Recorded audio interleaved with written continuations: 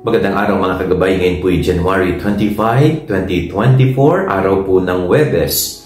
At maririnig po natin sa ating ebanghelyo na sinusugo ng Panginoon ang kanyang mga alagad. At ang sabi niya ay pumunta kayo sa buong daigdig at ipahayag ang mabuting balita. Tulad ng mga alagad ng Panginoon, tayong lahat by virtue of our baptism, naging misyonero at misyonera tayo ng Diyos. At bawat isa sa atin ay may obligasyong ipahayag ang mabuting balita ng Diyos sa lahat ng panig ng daigdig.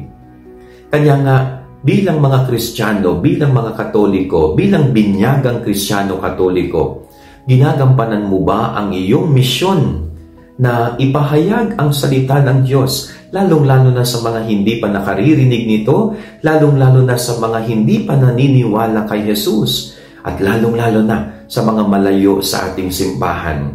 Yan ang misyon natin bilang mga binyagang Katoliko-Kristiyano. Ipahayag ang mabuting balita sa lahat ng panig ng buong daigdig. Yan ang ating gabay aral ngayong maghapon. God bless po sa inyo lahat. Pagpalain kayo ng Panginoon.